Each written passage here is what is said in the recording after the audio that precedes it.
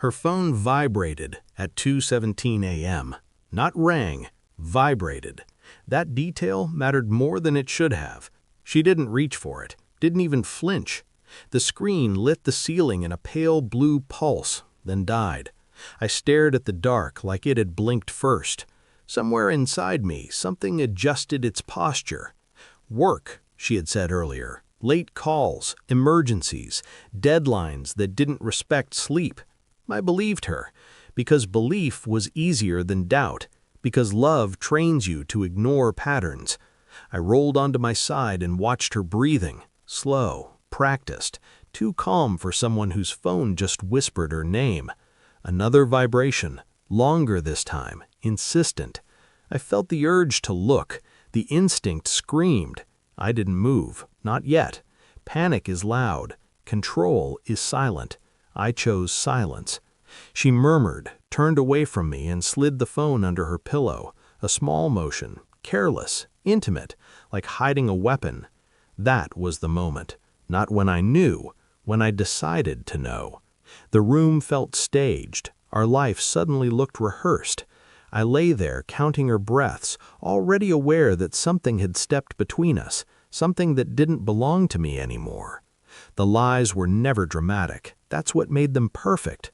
Meetings that ran late, conferences that appeared overnight, a boss who needed her voice, her time, her loyalty. I nodded through it all, filing trust like paperwork. But trust erodes quietly. She stopped meeting my eyes when she talked. Her laughter shortened. Intimacy became scheduled, efficient, like a task completed before moving on. I told myself I was tired, paranoid, insecure. Men always blame themselves first. It's cleaner that way. Then there were the weekends she worked from hotels, claimed it was cheaper than commuting, claimed she was exhausted, claimed she missed me. She said my name differently when she lied, softer, like cushioning a fall. I didn't confront her. Confrontation is for people who still hope to be wrong. I wasn't ready to give up the comfort of uncertainty. Instead, I started listening, watching, memorizing. Every excuse repeated once too often becomes a confession. Every lie needs maintenance. She was maintaining something carefully, just not me. I became invisible on purpose. I learned her schedules better than she knew them, learned which calls were real by how she stood when she took them, learned that she always went quiet after midnight, like someone else had already heard everything she needed to say. Phone records are honest, emails less so, hotel receipts devastatingly precise. I never touched her phone. I didn't need to. Patterns don't require access, only patience. I watched her pack for another conference, folding clothes with intention. New lingerie, not subtle, just careless enough to pass if you don't want to see. Inside me, the storm refined itself. Rage sharpened into focus, hurt condensed into resolve. I slept, I worked, I kissed her goodbye.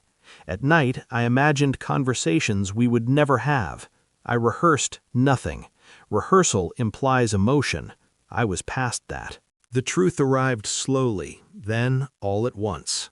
A name repeated across months. A room booked under his account. Her voice recorded on a voicemail she didn't know I could hear. Intimate, relaxed, real. I felt nothing in the moment. Shock is overrated. I felt clarity, clean and cold. Now I just needed her to know that I knew. I chose a Tuesday. Ordinary days make the best endings. She came home smiling, told me about her meeting. I let her finish. I handed her the envelope. No explanation, no accusation. She opened it, scanned the pages. Color drained from her face in stages, like a sunset in reverse. Hotel invoices, call logs, a screenshot of a message she forgot to delete. She looked up at me, eyes wide, mouth searching for language. "How long?" I asked, calm, curious, like a professional inquiry. She cried. That part was predictable. Apologies spilled out, tangled with excuses. She said my name like it might save her. I waited. Silence forces honesty to improvise. When she finally stopped talking, I nodded once. Not forgiveness, confirmation. "I know," I said. That was all. The truth sat between us, heavy and undeniable. I watched her realize that tears weren't currency anymore. I didn't raise my voice. I didn't need to. I told her I had already spoken to his wife, that I had forwarded everything, that his company's compliance department appreciated transparency. Her breath caught. That was the first real reaction. Fear, pure, undiluted. I explained the timeline, how long I'd known, how carefully I'd waited. I let her understand that every kiss for the last month had been informed. She tried to touch me. I stepped back. Control is distance. I told her she could stay the night, sleep in the guest room, pack in the morning. No drama, no scenes, just consequences. The power wasn't in punishment, it was in inevitability, in watching her realize there was nothing left to negotiate. She broke, quietly. That mattered. After she left, the apartment felt larger, honest.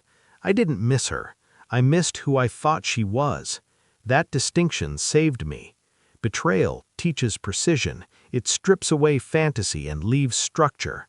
I moved through my days lighter, unburdened by lies that weren't mine. Sometimes I think about that phone vibrating in the dark, how close I was to ignoring it forever. I didn't win. Winning implies competition. I reclaimed myself, and that was enough. I no longer trust blindly. I see everything now.